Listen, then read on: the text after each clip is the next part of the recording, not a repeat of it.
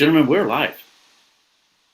All right. What's going on, guys? Hello, everyone. My name is Frank Forza. These are my good friends, Jordan Worth and Noah Green. And collectively, we are Everyman BJJ. We like to talk about jiu-jitsu. We're passionate about jiu-jitsu. I'm a black belt in Brazilian jiu-jitsu under Robert Drysdale. My man Jordan is a 10th planet brown belt out there. We all know that that's legit. And my boy Noah Green is a blue belt at the vaunted Renzo Gracie Academy.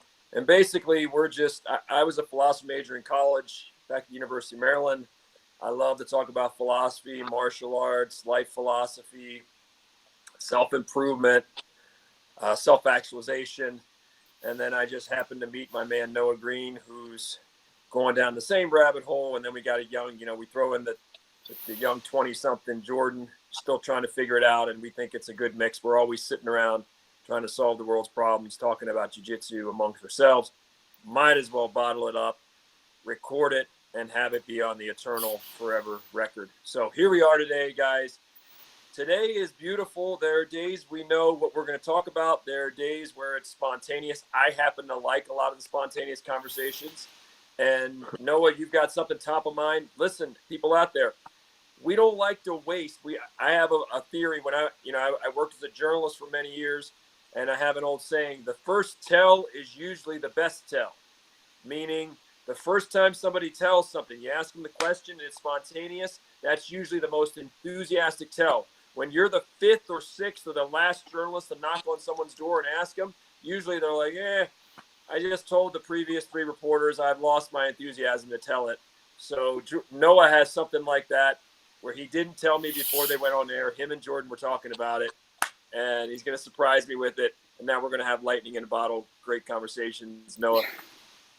I think I should have studied philosophy instead of accounting with you because I like to go on tangents, but it's taken me a while. I get around there. Finally get there. So I was talking to Jordan. I'm reading a book or listening to a book, Audible, awesome resource. And I woke up 4 in the morning. I've been listening to a Simon Winchester book called A Crack at the Edge of the World, which is all about the 1906 earthquake in San Francisco. It's a cultural, historical, geological survey leading up to the events of the Great Catastrophe in 1906 with San Francisco.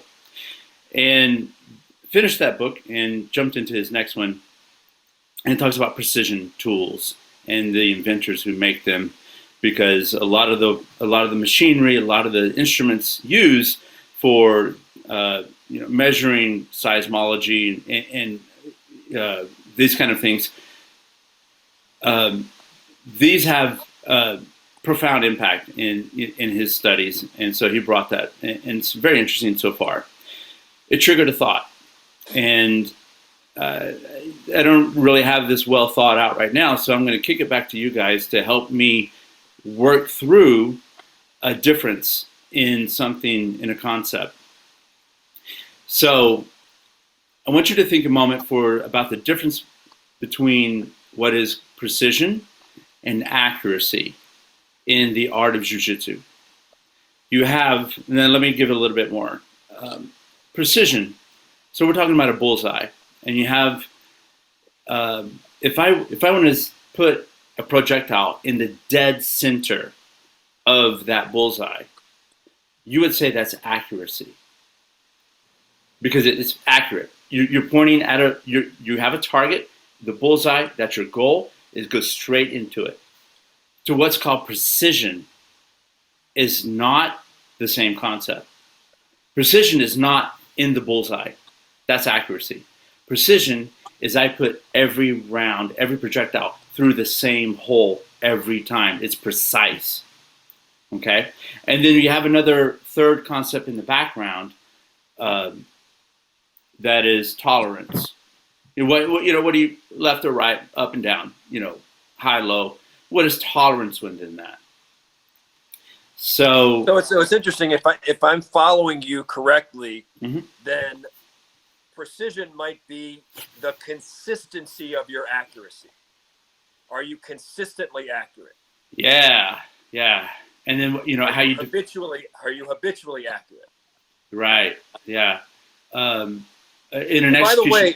the way, are there any athletes? They could be in jiu-jitsu, they could be in wrestling, they could be in the combat sports, they could be in another sport. Are there any athletes that jump to mind when you think of this? Just so we can talk in human terms to bring to life.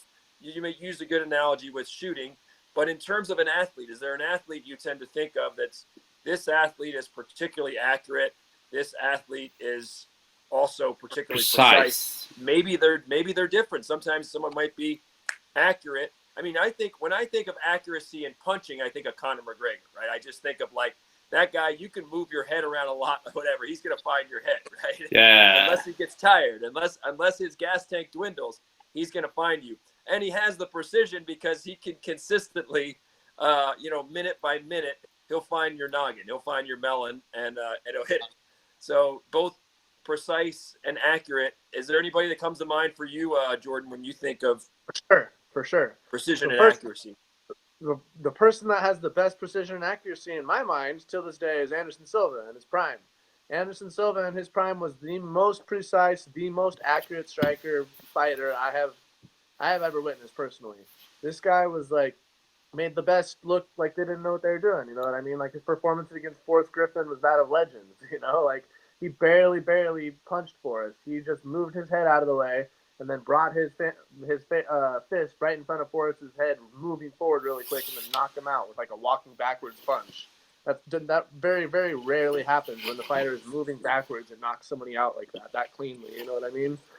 Anderson was like really, really accurate, but he was also, like we're saying, very, very precise with his movements. He just was very meticulous, very precise, and the accuracy behind his precision was what caused him to be such a great fighter. I wondered. It's interesting, really quick, Noah. One of the athletes that I think of in jiu-jitsu when I think of this, and it could be off base, but just when you start talking about precision and accuracy, I think of Roger Gracie, and I just think of how precise he is, yes. and again, a lot of it is what Rickson Gracie would call the invisible jiu-jitsu, because if you just watch what he does to the best of the best, what he's done to the best of the best for well over a decade, and you watch it and you're just thinking it's mind-boggling. It doesn't make sense. It's like, even when you mount people, you think that they should buck more ferociously and they should be able to move them, and they should more people should be able to escape that mount, and more people should be able to fight off those hands. But there is such precision that is happening there, where he's micro adjusting his base, where he's inching his hand up, where he's doing the little nasties that if you follow us, you follow our podcast here, he's doing those little nasties that are creating pain and discomfort and misery, that are making you make a choice between, hey, do you value your cheekbone? Do you want your cheekbone to get fractured, or how about you just lift that neck a little bit and give me that?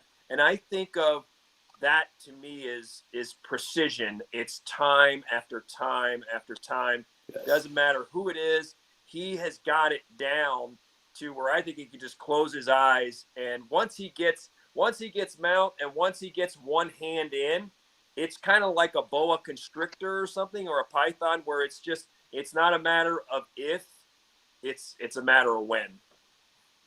Yeah, I when I close my eyes and I think about this concept in jiu-jitsu, I cannot stop thinking about me going cross collar.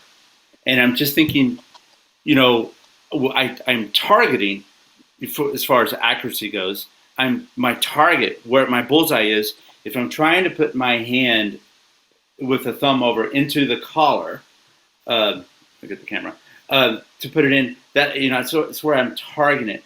But the precision is to do that every time.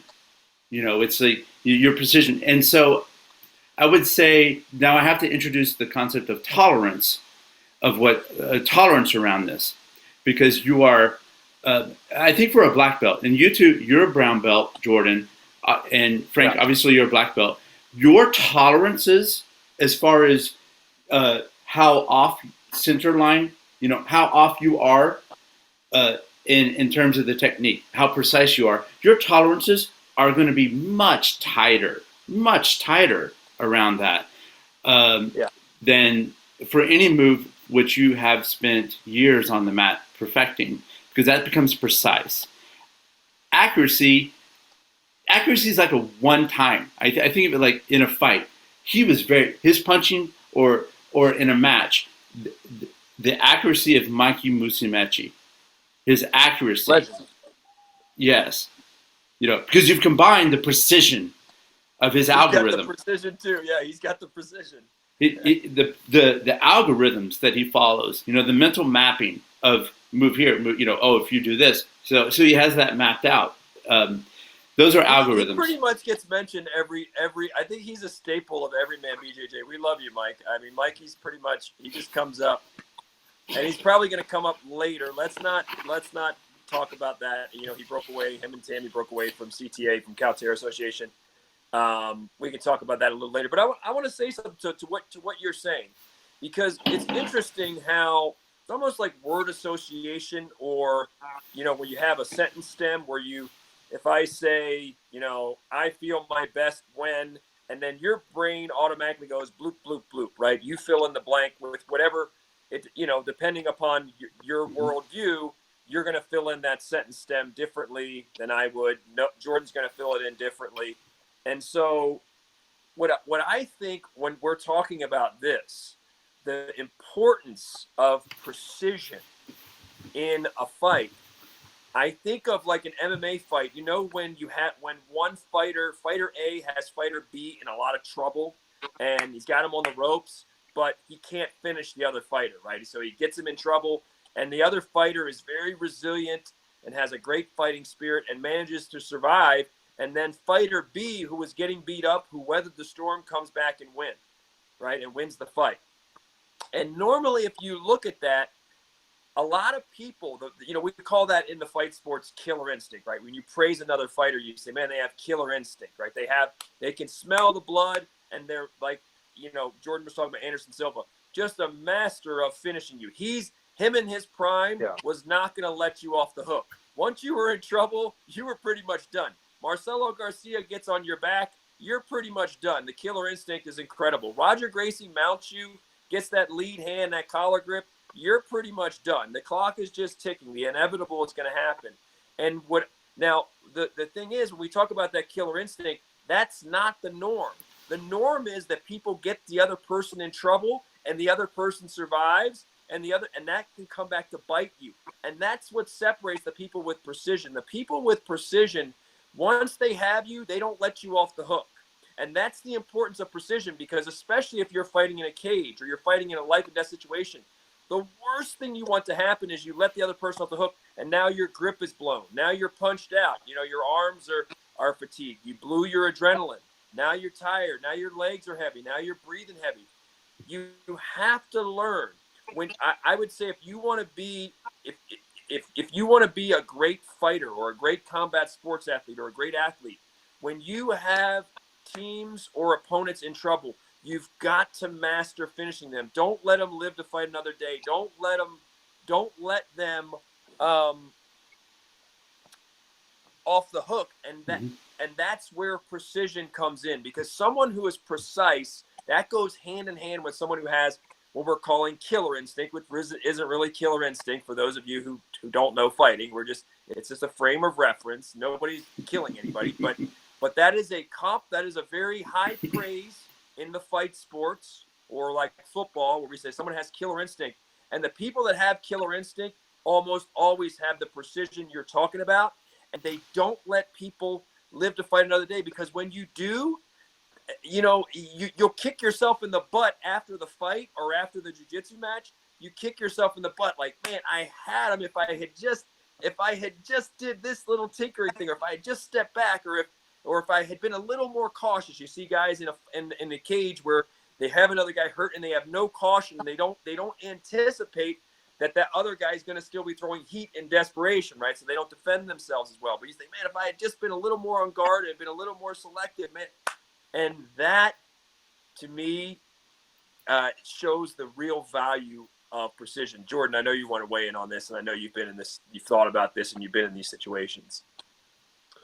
So exactly like you were saying, Frank, when you have somebody hurt, you've got to be able to finish the fight, and that comes with being precise with your submissions. You know, like a lot of these guys are really, really good at controlling people, really, really good at taking guys down, but a lot of guys lack the ability to finish guys with submissions or even sometimes even punches and strikes. You know, I see a lot of guys rock guys and get hurt where they're drunk on loose legs, their feet are not underneath them, but then they just don't have that quite killer instinct that you're talking about, Frank, where they can't go in or they just can't find the finish for this, that, or the other. I think that self is that precision when somebody is hurt going and finishing the fight. I think that itself is like a really, really powerful tool to have. That a lot of fighters just, I mean, all fighters are good at finishing fights to an extent, but like you were saying, some fighters are just like are known for it. You know what I mean? And the fighters that are known for it, I think, go down as like sometimes as some of the greats of all time. You know, like Conor McGregor, when he gets you hurt, he's gonna finish you. Like Anderson, when hurts you, he would finish you. When Marcelo's on your back, he's gonna choke you out. But that comes from reps of finishing people, and a lot of people. I feel like a lot of people are so worried about repping control that they don't rep submissions as much as they should. You know what I mean? Because of the old saying, position before submission, position before submission, position before submission, which 100% that is true. But once you have somebody rocked, you don't really need to control them anymore. They're rocked. You know what I mean? They're on loose legs. They're already close to being finished. And I think that there's definitely an art there that not a lot of people talk about, the precision behind finishing somebody who's close to being finished already. I think that sparked my interest a lot. That actually happened to me one time on my first MMA fight. I had the guy in an armbar, fully extended, and I thought I was going to finish the armbar. I thought for 100% I was going to finish this armbar. I got to the point where his arm was completely extended out, and I was like, okay, he's going to tap. And I was like, he's either going to tap or the ref's going to come over here and he's going to stop the fight, because I've seen tough enough refs stop fights on armbars just from the arm being extended like that. And as I thought, literally, I didn't have the killer instinct like you're talking about, Frank. I don't care about this guy. I'm just going to break his arm, and I'm going to stop when the ref gets me off. I didn't have that, and then the guy pulled his arm out just a little baby inch, and then you know how that works. I was right below his elbow at that point, and I had to let go of the arm bar, and then still till this day, I beat myself up over that. I'm like, man, I was right there. I had the guy in a belly down arm bar. I could have finished that fight. I should have finished that fight. There's no reason I didn't finish that fight except for my willingness to break his arm. You know what I mean? I wasn't willing to break his arm as much as I should have that day. I didn't pull the trigger, and I paid the price for it. So that's a good topic to talk about. Well, you know, I want to mention you're talking about the finishing. Pull that back a little bit, and there's a life cycle for every confrontation. You know, because matchups make the fight. Matchups make the fight. Their styles make the fight, as they say. So that's a part of game plan. We talk about precision, you know, in this discussion today. The accuracy then is where now we're talking about how accurate or how true you are to your game plan. How true you are. You know, this is that the truth in the match from the first encounter, from first touching gloves or first, you know, fist bump to the submission, preferably submission over points on a match. So the accuracy that I'm here is having extremely well thought out your game plan. And I say that from my orientation, you know, because I overthink a lot of things. As opposed to, I know Jordan, you said in a prior episode that you're in the moment. But again, you're in the moment when you do your fight. Sorry? I said, yeah, I don't really believe in game plans too much. Well, but that's also because of your precision. You trust your precision. You trust that you don't have to work out all that because you already have a high level of precision in your game. For certain areas, you know, like a good judo takedown or maybe some Muay Thai, that is not your strength, you're going to have more game plan, because that's, okay, I'm going to have to do this. I'm going to have to change it up. Yeah, Jordan kind of fights like a Diaz brother. Yeah. And to some extent, I do too. I don't have the deadly finisher rate that someone like Jordan has. I think Jordan's a lot slicker and a lot more dangerous young than I was. Although I could, in my younger days, I could grind you out and exhaust you. I had the mindset, but Jordan and I would say myself, and even I put myself in the category with the Diaz brothers in the sense that for me, I'm just out to get you. I wasn't as strategic. Like IBJJF is definitely set up a lot more for strategy. Those rules are set up a lot more for strategy and strategy, and there's nothing wrong with that. That's just, it lends itself to that. And then there's just people like, kind of like me, Diaz, and Jordan. It's like, there's plenty of times where I've lost. I remember I was facing a 3-time black belt world champion. The guy's phenomenal. The guy beat me 10-0. I never felt 10 minutes on the mat with a 3-time black. I never felt threatened the whole time. And that's what Jordan would mean. Like, so on the scoreboard, it was like this guy just eviscerated and destroyed me, right? I mean, he won the world title, the black belt world title, that in the same tournament. I got off there. I wasn't huffing. I wasn't puffing. I never felt threatened. I never felt endangered. I didn't feel outclassed. But under that rule set where the strategy and the rules, like, wow, 10-0. He just did what he wanted to Frank.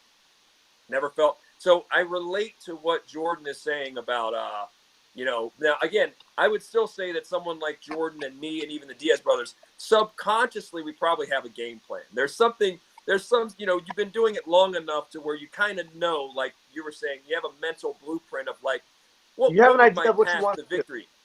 Yeah, you have a path to victory. You have a mental map of this is what victory probably would look like, right? You know yourself. You know how the other person's probably going to react.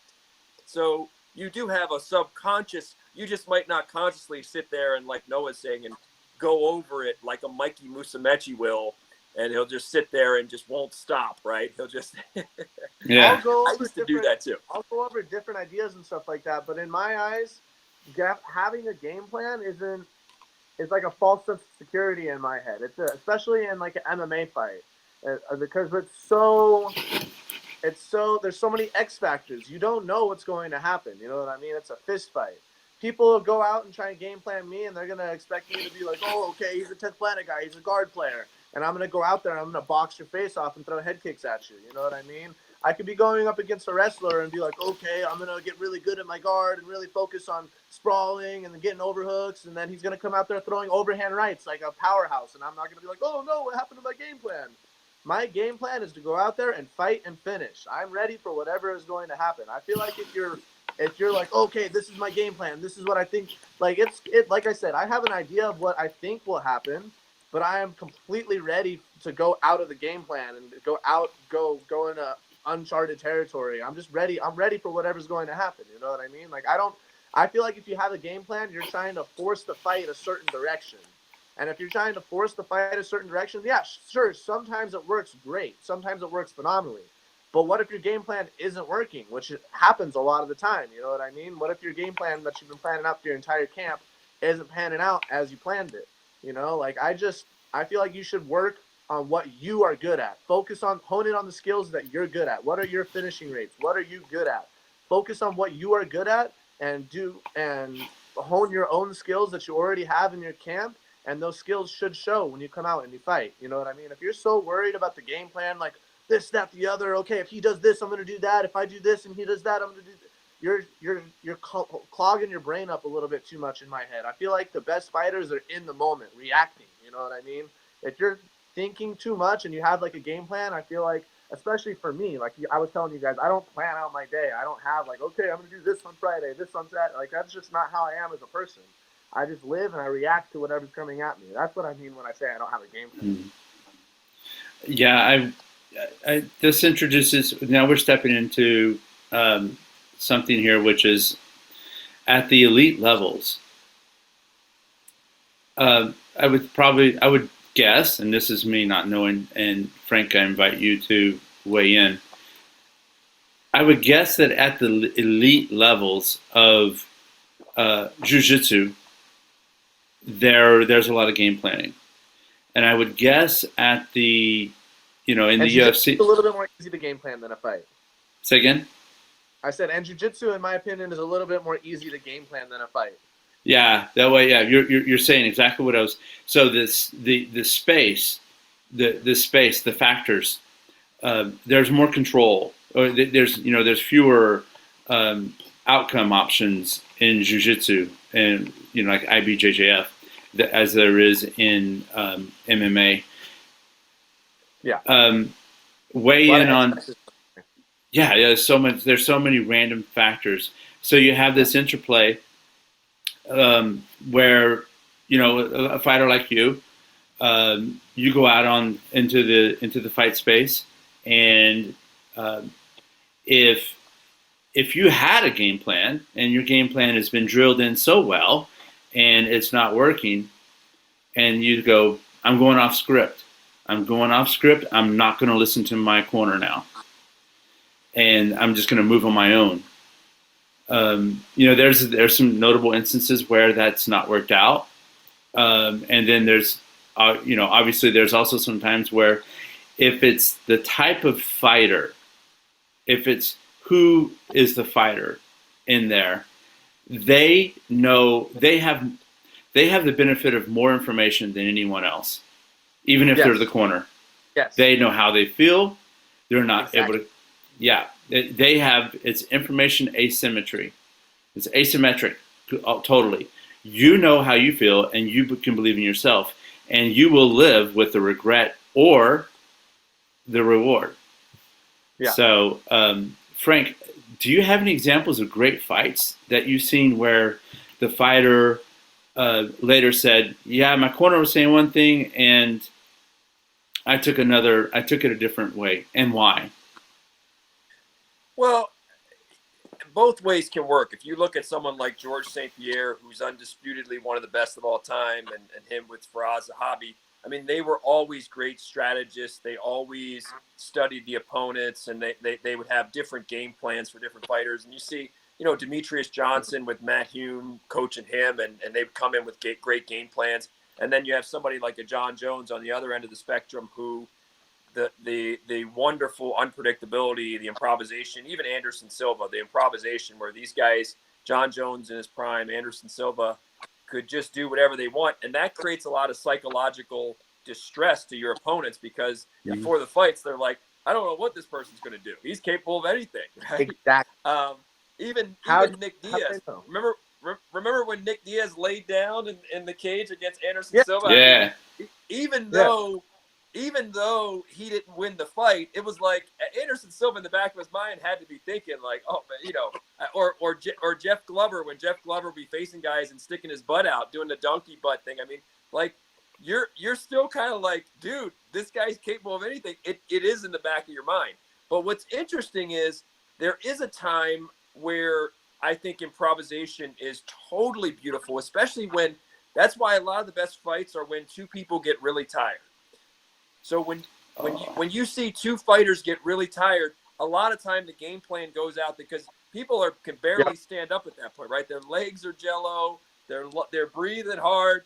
That's a beautiful moment because then you're fighting on blood and guts and fighting spirit, and a lot of the game plan goes out the window. So when you see, that's the moments where a lot of people, it's like you got to be ready to go off script because you don't even know how you're gonna suck it up and how you're gonna do it. You're just going off of your fighting spirit. So that's the time where I think if you look at a lot of fights, when both fighters are in a firefight, right, and they're both digging deep, and the fans are sitting there like, oh man, the drama is thick, and you don't know who's gonna win, and it's not down to technique anymore, and it's not down to strategy. It's simply down to who wants it more. Who wants it more right here? And those are the moments, and these are some of the best fights in the world we're talking about. That's why a lot of the best fights are not technical masterpieces. As much as like we're experienced fans and we practice these combat arts, and we may appreciate the intricacies of, say, a Demetrius Johnson, the technical intricacies, the reality is most fans, what they love is they love who wants it more drama. Everybody understands that. They're both tired. They're both bleeding. They're both exhausted. The game plan's out the window. there's there's still time on the clock, and it's anybody's fight. And there's a lot of improvisation built into that. There's a lot of, hey, like Jordan was saying, gut check time. You got to go off script. This is not going to come down to who's throwing the most beautiful spinning whatever. This is just coming down to who wants it more, who can fight that fatigue more, who can fight through that tiredness more, who can suck it up, who can dig deeper. And that is the ultimate in going off script and in improvisation. Perfect example of both the things you're talking about right now, Frank. Improvisation, going off script, and pushing the pace and pushing people into deep waters and about into places where they've never really been before, and it's a matter of who wants it and who. They're both real tired. Who do you think I'm talking about, Frank? My man, Tony Ferguson. Yeah, he does embody that. How are you going to prepare for Tony Ferguson? This guy doesn't know what he's going to do. You ask Tony, what are you going to do before this fight? Tony will say, I'm gonna. He doesn't really know. He's like, oh, I'm gonna mess him up. You know what I mean? But he doesn't know how. Oh, I'm gonna F him up. You know what I mean? He doesn't know. How are you gonna do it, Tony? Oh, you'll see. You know what I mean? He doesn't know. He has no idea what he's about to do. Tony Ferguson has literally no clue what he's about to do before he goes out and fights. He'll go out and he doesn't know if he's gonna Imanari roll you or like throw a bunch of punches at you, some elbows at you. He's gonna pull guard maybe. He'll try and take you down. But Tony doesn't know what he's going to do. Tony does whatever feels right to him. You know, like you can't really teach that. Not a lot of guys have that ability to react correctly in the moment, you know? But the ones that do are extremely great. You know, that's why I firmly think Tony is going to beat Khabib if this fight ever even happens. If, knock on wood, if this fight even happens. But question for you guys. I think Tony is going to for sure beat Khabib because I echo that. I actually think that Ferguson's going to end. Yeah. I love Khabib. I respect Khabib, but my gut tells me the same thing you do, that if this fight happens, that Ferguson's going to win this fight. Because how can you emulate Ferguson? How can you game plan for Tony? You cannot game plan Tony. How can you bring in training partners to emulate Tony? You can't even bring in training partners to emulate Tony. How can you emulate Khabib? Easy. You can't emulate exactly Khabib, but you can watch footage on him. There's a lot of guys that fight like Khabib, not near on the caliber as Khabib, but they can watch what Khabib's doing. They can break it down. He's doing that little wrist ride behind your back. He's locking the legs up with that full mount triangle. He's taking you down. He's grabbing your knees. He's tying you up. He's zip tying your legs. He's trapping your wrists behind your back. He's done the same thing throughout every single fight, and it works extremely well. He's a master at it. But there's a game plan. You know what he's going to do. You know Khabib's going to go out there. He's going to zip tie your legs. He's going to trap your hand behind your back, and he's going to beat you up. He's going to trap you on his side and take your elbow post away, wrist stride you, and beat you up. Tony knows that. You know how, but what is Khabib going to do to beat Tony? How is Khabib going to game plan Tony? You can't. Khabib has no clue what Tony's going to do. You know, it's almost impossible to game plan for that guy. So just for that reason, and Tony's unpredictability and Tony's belief in himself and ability to react correctly within the moment, I think Tony's going to win this fight if it happens. Tony's a perfect example of what you were talking about. That's another thing. There's legendary stories of Tony Ferguson training. This guy, because I'm 10th Planet and he's 10th Planet black belt, so I've heard a lot of these crazy legendary stories of him. And not even, some of them aren't even stories. Some of them are on video of him going out in the middle of the woods and kicking poles as hard as he can with his legs and stuff like that. This guy's just crazy in his head, you know? He's I've heard stories of him going out and running in the woods with guys. Okay, guys, we're going to run 10 miles. And they run 10 miles. And then after the 10 miles, some guys are still almost keeping up with Tony. So Tony's like, okay, I'm going to keep running, guys. And Tony will run another 5 miles and pick up the pace just to outrun these guys and make sure he's the last guy running. He will push a pace that literally people cannot match. Will Smith has talked about it. An old Will Smith interview, a real famous one, is Will Smith talks about the idea of not letting, willing to die on a treadmill. You know what I mean? If he gets on a treadmill and then somebody's on a treadmill next to him, he's going to run until he dies. He is not going to get off that treadmill unless he dies. And that other person is not going to be able to keep the pace that Will Smith is pushing. And I think that's what Tony does to guys, along with a strong, extremely powerful set of unpredictable weapons. And so Yeah. I'm a big Tony fan, man. I think Tony's gonna beat up Khabib. I'm excited. I want to watch it. Well, I'm pulling for Khabib. Um, just through my connections, yeah, I'm pulling for Khabib because for various reasons. I appreciate his game plan. Um, but I want to go ahead and launch into turn to the sheet of paper real quick and setting aside the the obvious mental health issue that Mr. John Jones needs to face, which I want to say hashtag. He's a legend. I want to say hashtag right now. We are all John Jones. Yep. We are all John Jones. I don't. It may not be with. It may not be that with.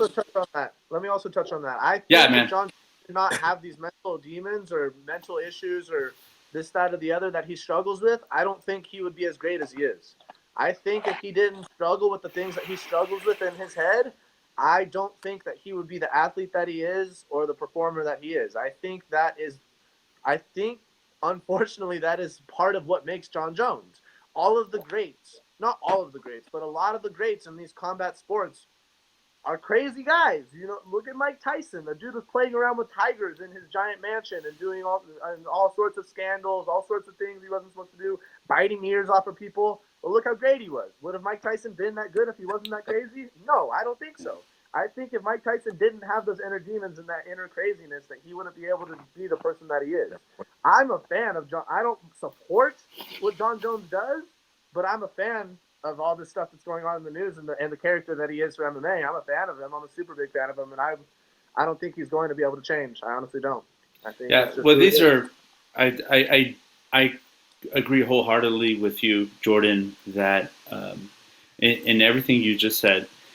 And that's why I say hashtag we are all John Jones, because we all have. If I go into the blue basement, my master Hinzo said it's not well-adjusted people who do this day in, day out for years. It's not well-adjusted people. Exactly. It will adjust you. It will help you. But, so this is the attractive. So, there's an obvious mental health issue, and there's nothing wrong with addressing it. Unless I want to blast out, I want to blast away the stigma of getting mental health. The UFC has doctors ringside. Where are the psychologists to also help these immensely talented people? Oh man, psychologists would be in for a lot of work. Yeah. Well, we have to remember something that I wholeheartedly agree with you, and that your take on John Jones is really my take. It's the same take. I just think we're all John Jones at some area or areas of our life. We're all that. We're all a white belt at some area of our life. Somebody's phenomenal as an athlete. They're terrible financially, or they're whatever. I mean, we're all. And so I actually don't like to see the big pile-on where he gets in trouble and then social media goes crazy and people, because the reason I don't condone some of the decisions. Like, I mean, obviously by now everybody has to be wondering, why doesn't John Jones just take an Uber or hire somebody to be his chauffeur? Because he's got plenty of money to do that. I mean, literally, like, you have to literally think that, like, why is John even driving at this point? So I understand, like, people thinking things like that. It's like, dude, if you like to drink and you like whatever and you've got your problems, but you don't need to drive the car, right? So I understand that. But the larger issue is, I take, just like you, Noah and Jordan, I take no gratification at all in trying to make John Jones feel small for some strange reason. That's gross. People out there feel better by humiliating a celebrity or making somebody feel small or ganging up on them. I take no delight. In fact, the opposite. I root for him to get his life together in the same way I've had time to get my life together, to fix things about myself. And like you said, first of all, John Jones is what, 34, 35 years old, whatever he is, 33, 34. I mean, he's young, bro. Like, that's not old. Like, this guy needs time to figure it out, like we all did, right? Yeah, so you got a lot of people. Mm-hmm. Connor, same thing with Connor. It's like, yeah, he does things that you can't condone, but it's like he's still young and he's got a lot of money, a lot of power. Give him time to go through the mistakes and the experiences and figure it out, and hopefully he will. I pray for him the same way I pray for myself. The other thing here is, like you were saying, and like Henzo said, and it's so true. Christ used to say this, whether people, I'm not trying to be religious here, but Christ used to be, his critics used to say, listen, why is Christ hanging out with those sinners? Why is he hanging out with those sinners? Like, dude, that's who I came to, they're my people. That's who I came for, right? Same thing with jiu-jitsu. Like, hey, what are you doing? You got this athlete who's rough around the edges, Mike Tyson, John Jones. These guys have a screw loose. Like, yes, we think we have a remedy for that. We didn't say we could make them choir boys. We didn't say we could fix everything. All we said is we can make them better than they otherwise would be. We could probably dramatically improve them. We didn't say we could make them perfect. We didn't say we could fix every flaw. We just said we might be able to take a guy who might spend his life in prison and make it so that he could be law-abiding, and he might still have a few screws loose and some demons, but he's not going to wind up killing somebody or wind up in jail his whole life. That's a big difference. And that's the power of jiu-jitsu. Same for a guy like me who had a ferocious temper and was very emotional. And if somebody, when I was younger, man, the street kid from Baltimore, if people wanted to make trouble, man, I was ready to finish it. Like, hey, dude, I won't start it, but I'll finish it. And the jiu-jitsu and wrestling and the combat sports helped me. It kept me from getting in street situations. It taught me restraint. It didn't mean I was still rough around the edges. I still lost my cool. I lost some matches, and I lost, I maybe, had something to say, or, there were times I did want to go to the parking lot with somebody. But at the end of the day, I was an exponentially better version of myself than I would have been. That's the point. The point is not that we all become choir boys. We don't. It's just saying you have these people out there who have all this anger and they have all these rough edges. And in fact, a lot of people go through life, a lot of these fighters, John Jones, Anthony Johnson, me, other people, Jordan, and we have anger in us and we feel like an outcast and we feel like nobody cares. And at least in the combat sports setting, guess what? You're going to find coaches and teammates who do care. They do understand you. Yeah. They do care about you as people. They will invest in you. They will work with you. They won't just abandon you because you have a bad day. They'll say, hey, I understand, because they understand you. They understand the anger. They understand you feeling like an outcast or feeling like a misfit. It's the perfect place for misfits and outcasts to ventilate, to work through it. It's almost like a monk school. It's almost like a mini version of monk school for people that have these issues. They have the anger. They have a screw loose, but they deep down they're good people, and they just need somebody who's going to believe in them and let them show up every day and let them work through it and teach them how to work through it. And that's what this does. It's a sanctuary. It's a therapy.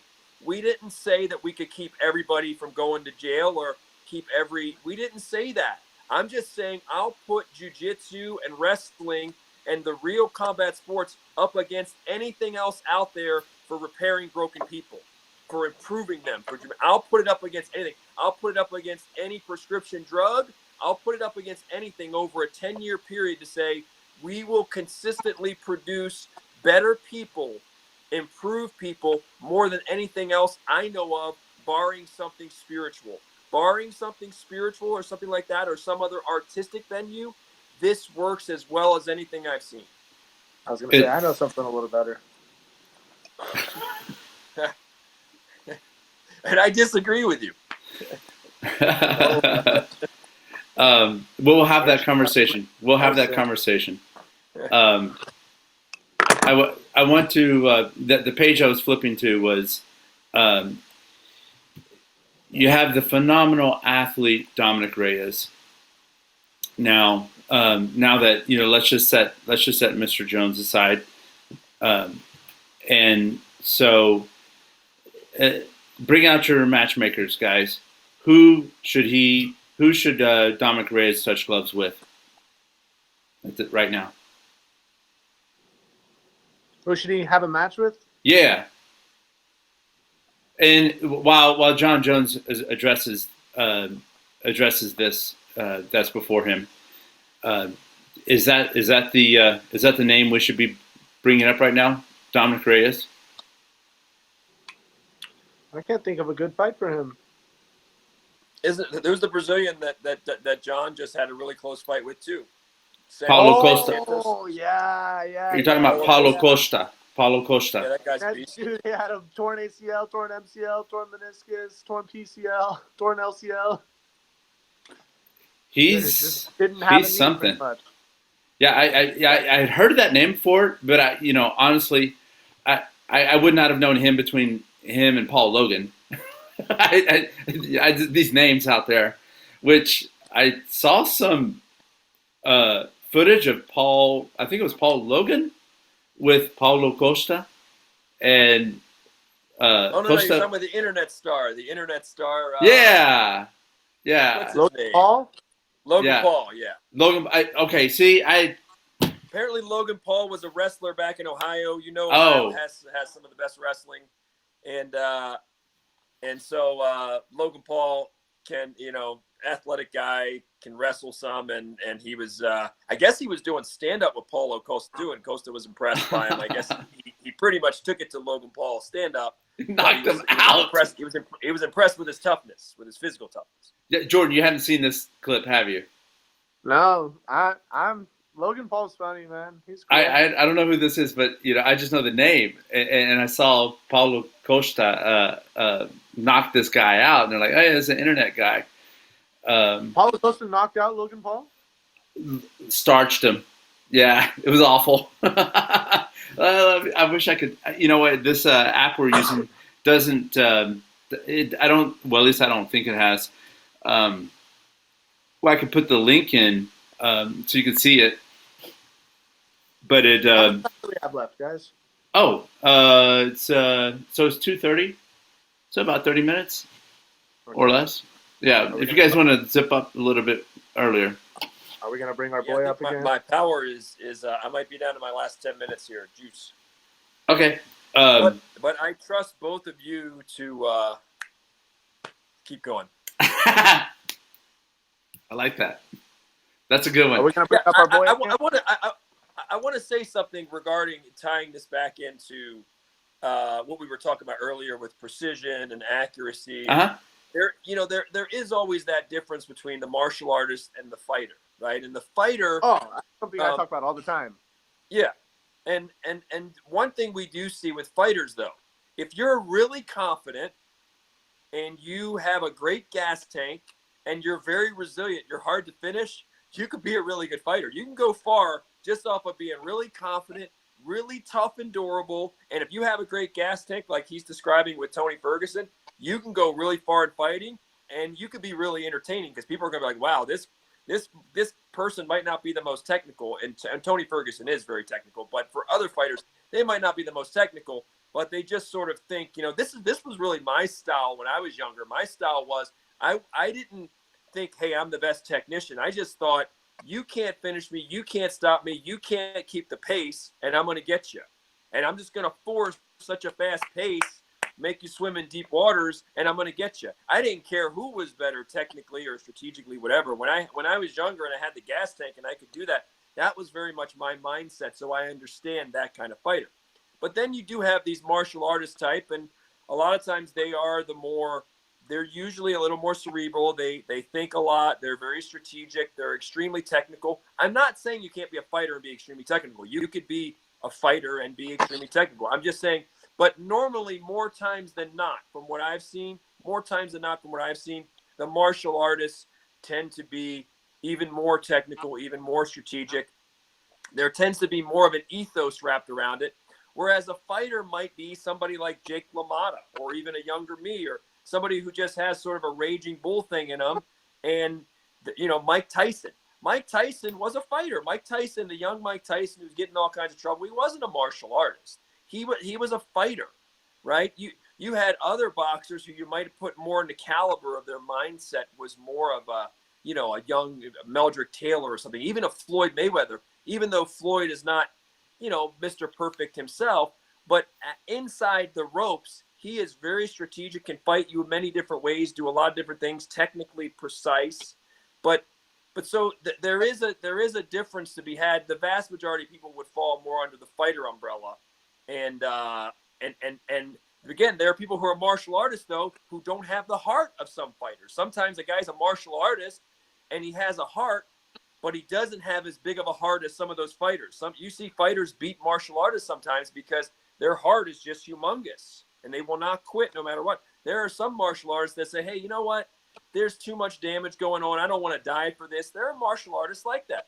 There are fighters that'll say, hey, like you were saying, hey, I'll die for this, man. You cannot stop me. You'll have to kill me. And it's hard to deal with someone like that. That's just like, and that's where you see people watching the clock. When they fight one of those fighters, you see a guy who's winning the fight and he's technically brilliant or whatever, but he starts watching the clock because he's thinking, dude, this crazy fighter dude won't stop. He just keeps coming. He's not tired. I've hit him with everything, and he won't stop.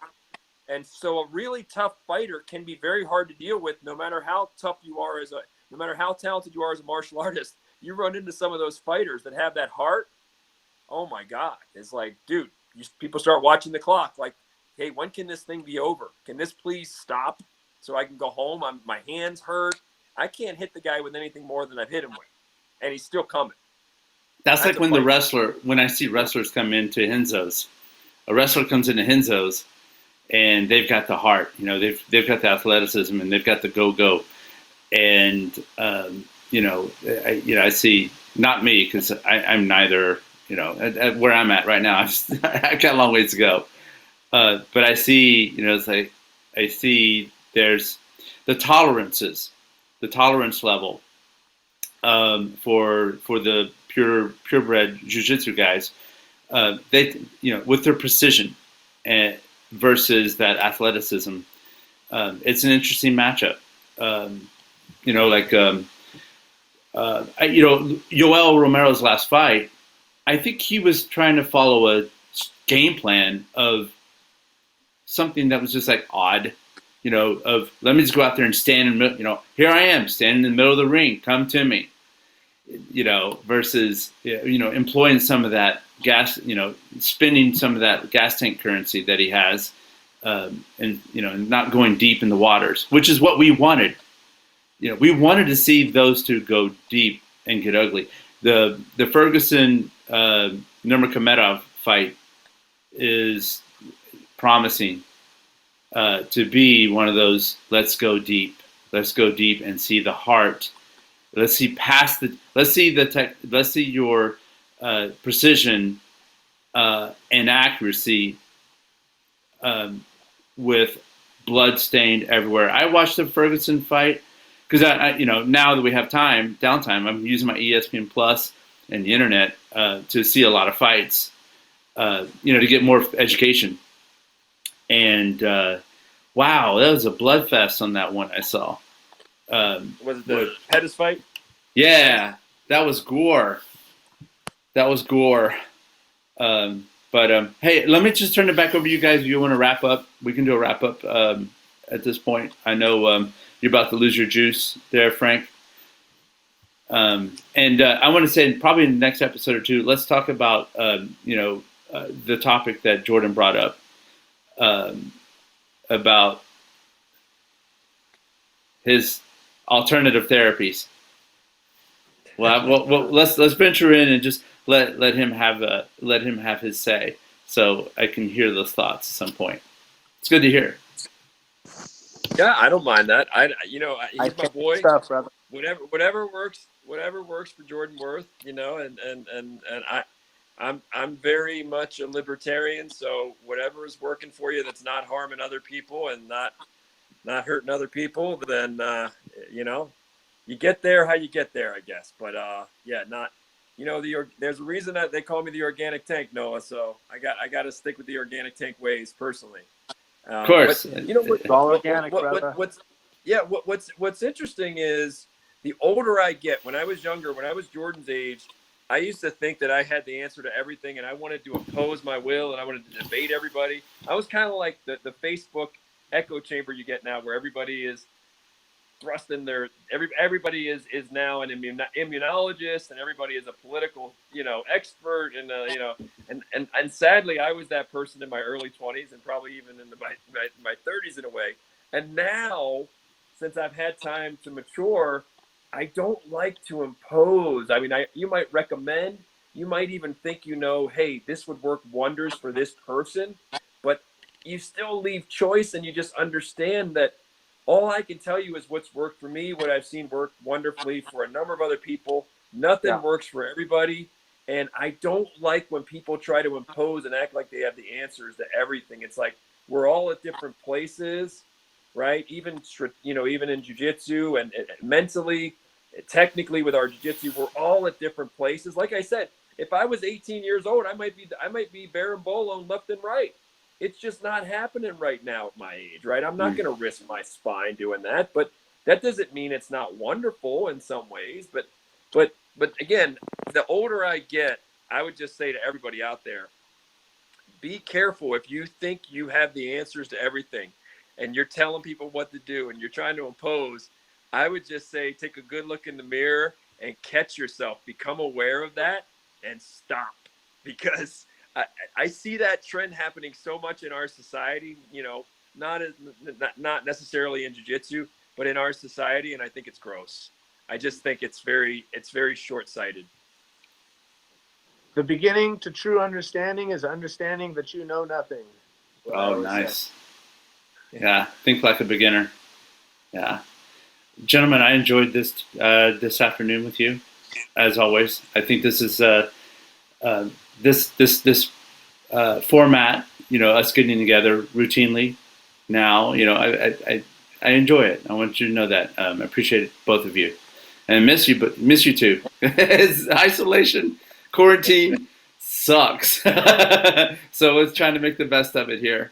Bro, I'm getting ready to cancel my gym. I have 2 gym memberships that are pretty cheap now. I used to have Lifetime. That's how you and I met. You and I met, and we were at Lifetime. And I think Lifetime in Vegas is like $180 a month now. They don't want my business. So I was like, I tapped out. Then I went to the cheaper gyms.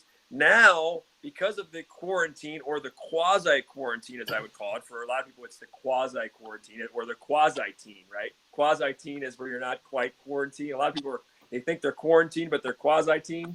Mm-hmm. And but now I just ordered some. All right, can you guys see me? Yeah, good. Did you lose me? No, you're fine. Oh. So I just ordered some bands. I'm so excited. I didn't pay for the accelerated. I didn't pay like the $15 or whatever, so they get here right away. But in 3 weeks, okay, in like 3 weeks, my bands come, and I can't wait. I'm like Tom Brady with those bands. I'm a big believer when you get older and your ligaments, and you've had shoulder problems like I have, and you've had neck problems. I'm huge in those bands, so they're sending me like $60 worth of those bands. And right now I'm hitting the parks up. Dude, I literally cycle around my neighborhood, and what I'm doing is I'm scouting the parks. I'm like, okay, this park has these kind of bars. This park has these ropes. This park is laid out this way. This park has a good place for running sprints, and this park doesn't have that many people, so I can do more things here. And I'm literally like, I've been cycling like a 2-mile radius, and I'm just scouting out all the parks for calisthenics and possibilities. Good. And so anyway, and the other thing I would say about these times. Oh, can't hear you. Uh-oh. We lost. There you go. Oh, there we go. Yeah, you had your thumb on the mic. Yeah. The other thing I would say, what's going on right now with the world is the more things are taken away from us, the more what really matters is revealed. That's one of the beautiful things about this. The more that things are taken away and you become more of a minimalist, the more you realize it's illuminated what is really essential, what really matters, right? And the other thing I'm seeing with these kids like now, Noah, and you've got a little girl, I'm seeing kids out using their imagination. They're not just glued to the TV. They're outside, and they're out there playing with a sword against a tree, and they're using their imagination, and there's nobody else there. Or I saw a kid yesterday, he was standing on top of his parents' car, and he was like acting. And I was thinking, I don't remember seeing this before. I don't remember, but it's almost like people are like, hey, I have to learn to entertain myself. I have to learn to exercise my own imagination. everything's not going to be handed to me now. Everything's not going to be done for me now. So there's always an upside to things. And I'm like, wow, a lot of these kids are kind of like us, you know, Noah, growing up, where it's like there weren't as many things. So you had to like sit there and play this or play that or use your imagination. You couldn't just park yourself in front of a TV. So there's some things going on now that I'm like, wow, you know, there are some good things, some cool things too, even though I would still say I don't take everything that's going on in the world now at face value. I don't take all the current events at face value. I think there's other things going on. I don't want to get political. This is not a political channel. Yeah. I personally think there's other things going on. I think there's a bigger picture. But I just take the good from the situation. And I think the good is people are learning to entertain themselves. Kids are learning to use their imagination. And, you know, now we're learning how to use a park and make up our own workouts. We're all having to design our own workouts and say, okay, well, can you do more with less?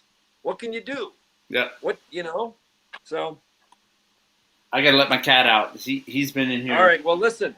He's been in here listening to us do our podcast today. Come here. Everyman, if you need to reach us, any comments, any feedback, everymanbjj@gmail.com. That's probably going to Noah Green. So if he writes anything mean back, it's probably Noah. You can blame him. No, come on. I would tell you guys. And we're here every Sunday, 1:30 p.m. Pacific Standard Time, 4:30 p.m. Eastern Standard Time. Everyman BJJ. Pass it on. We're just having fun. And we look forward to next week. Thank you, Jordan. Thank you, Noah. Thank you, guys. Jordan? Thanks, Bye, guys. All right. Let's go underground.